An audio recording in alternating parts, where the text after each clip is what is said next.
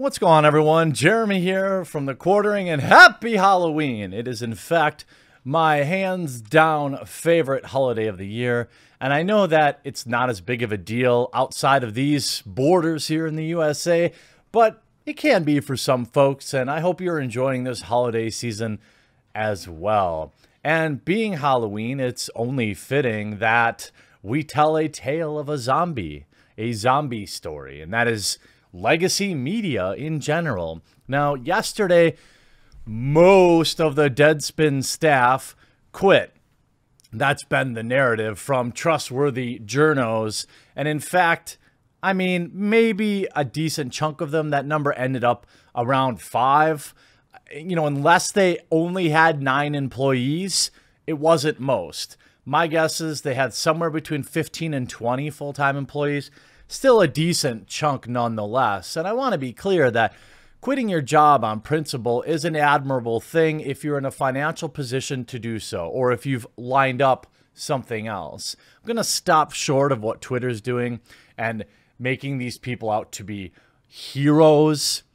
People quit their jobs every day. It's not a heroic thing to do. It's what adults do. Now, before I get into the exact fall and how we got here, huge shout out, last one of the month, a spooky shout out to Manscaped.com, which has partnered with this channel and stuck by us through thick and thin.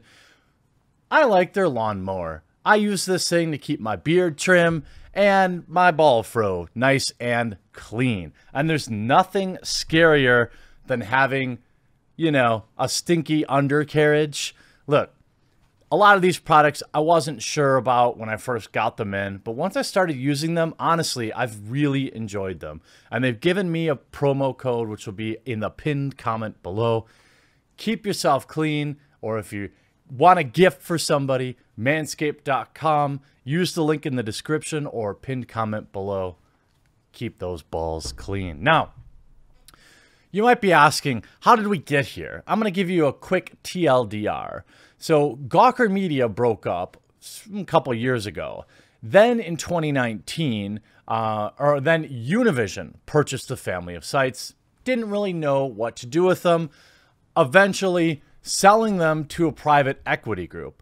By the way, there's reports that Kotaku is wildly profitable and all this. I don't believe that.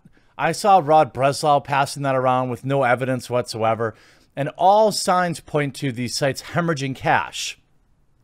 The price paid earlier this year was less than $50 million, after Univision purchased the sites just 3 years before that for $135 million.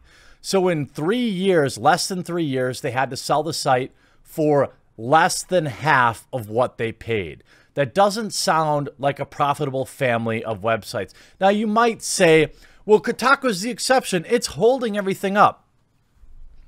Statistically, that's highly unlikely. Also, when you look at reports that say Gizmodo Media Group's sites generated more than $80 million in 2017. These are huge numbers, right? Huge. But then you read the rest of the sentence. But lost $20 million. Think about that. You have an operating expense for these websites of $100 million. You make $80 million and you still lose $20 million. Insane. Now, the media is spinning this as fight the power, you know, and like I said at the jump of this video, look, you don't like your job, you quit it. That's the adult thing to do. You're not a hero, all right? And to be totally honest with you, when your boss comes in and says, look, you've got to shovel coal, and you say, I'm not going to shovel coal, you're not being a hero. You're being a moron. What you do is you shovel that coal for a couple of weeks, and then you go find another job. You don't publicly bash your boss on social media and not expect repercussions. This is just a manifestation of the insane amount of entitlement these basically bloggers have. They aren't heroes. They aren't doing anything bold. They're just quitting their job. Something everybody has done in their life. Now, Deadspin rolled out the stick to sports edict, and I think I've figured out maybe why that is. Clearly, since they're owned by a private equity firm. Everyone keeps pointing that out, by the way. Oh, it's a private equity firm, so everything's falling apart. You know what? Univision was basically a private equity firm too when they owned them, and no one said that then either. But hold on. I've got basically what I would refer to as kind of the smoking gun of what led to this. I believe that this complaining about invasive ads is all just a smokescreen. The real issue here is people who have operated their entire careers, maybe their entire adult lifehood, and never been told to do something they didn't want to do, acting like babies. That's what it is to me. Look, you just quit your job like any normal person. You don't go on social media and whine about it. If you don't like it, you don't want to write about sports, it's a free country, literally. The problem is the overarching web traffic for all websites has been trending down. The trust in media and the erosion of time burglars, which is essentially what I would call them, because every time you see something that you're like, oh, what's this? And then you get baited, you remember that. And there's only so many times you can click on bait and continue to do that. So overall, the traffic is down and I've got the evidence to prove it. Now, with these people living Deadspin, fine, go ahead. Go write for BuzzFeed until they downsize too. That's totally fine. I've seen we've got 1, 2, 3, 4, 5 employees leaving. Yet the headlines will read, most of Deadspin staff resigns. That's just verifiably incorrect. According to LinkedIn, they have somewhere close to 20 employees. You know, and I couldn't find anything that said they only had 9 employees. So that's just verifiably false. Imagine that. USA Today printing a verifiable lie. Now, these people resignating were lauded by their community, although I'm sure once those likes and retweets fade, they're going to have a bit of panic set in, and they're going to have to find a new job pretty quick. I hope that they thought this through, because the best thing to do is to not react emotionally. This is something that you learn as you become an adult. I've definitely walked out of jobs in my past and then go home and realize, oh crap, rent's due in 3 weeks and I have no income and have to sell my video games or have to do this or do that.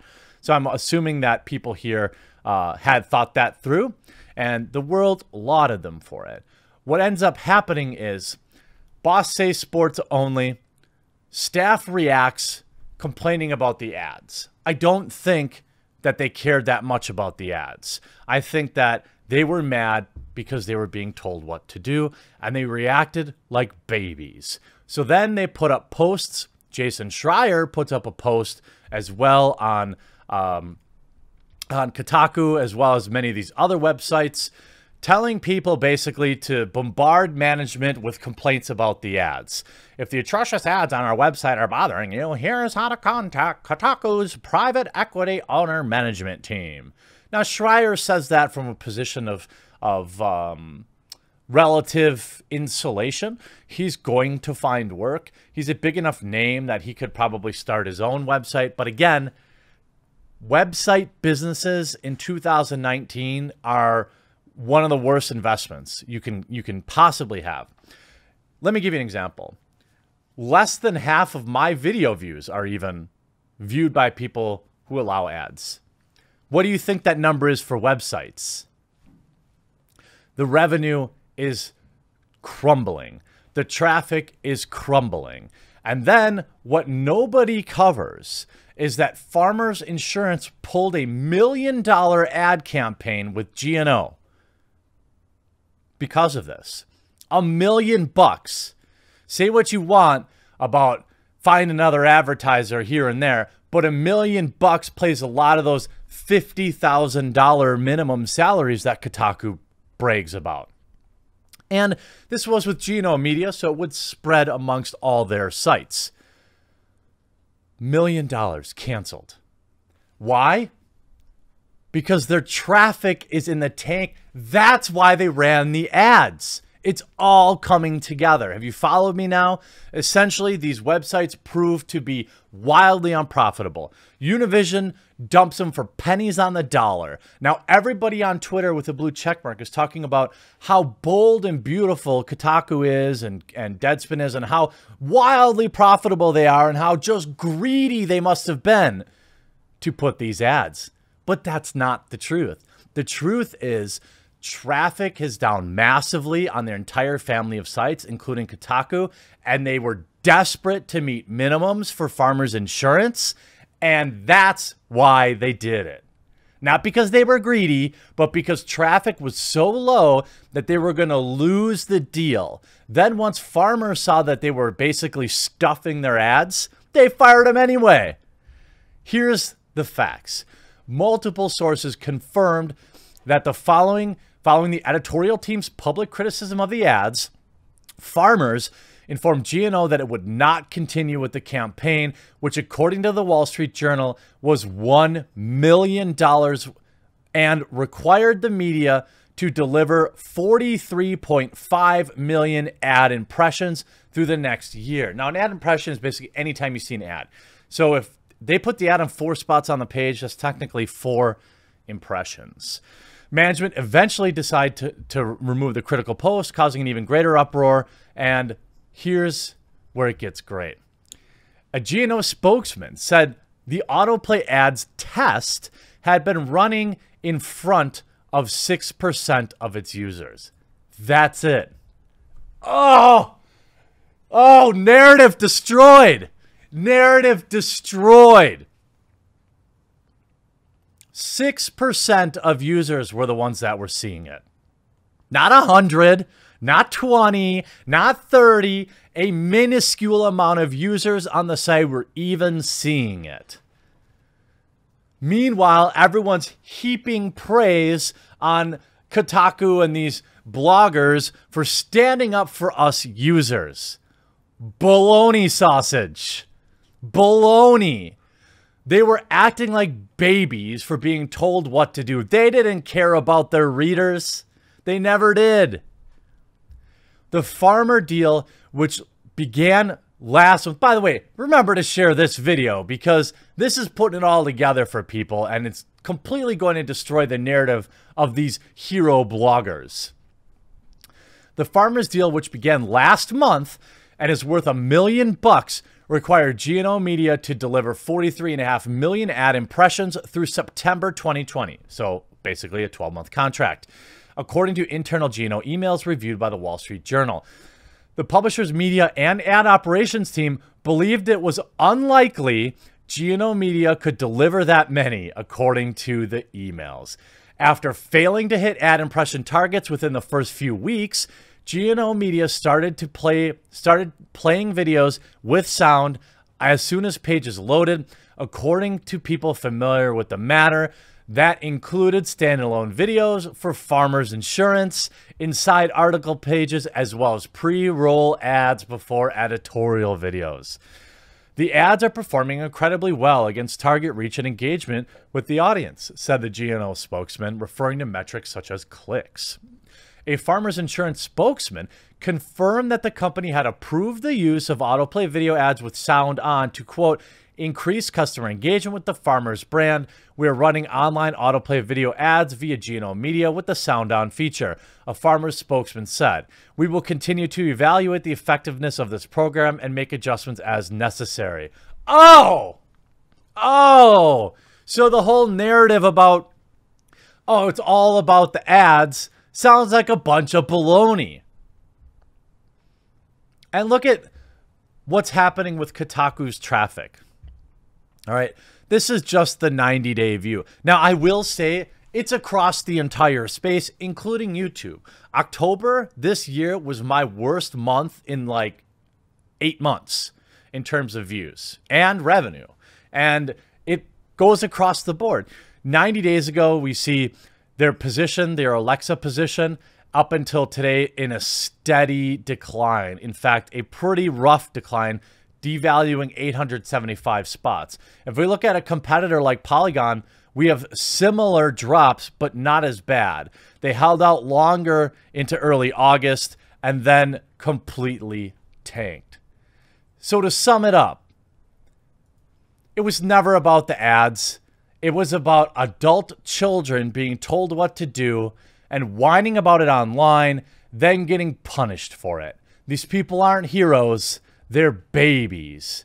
I hope you enjoyed this video. I hope you share it around. We'll talk to you again real soon.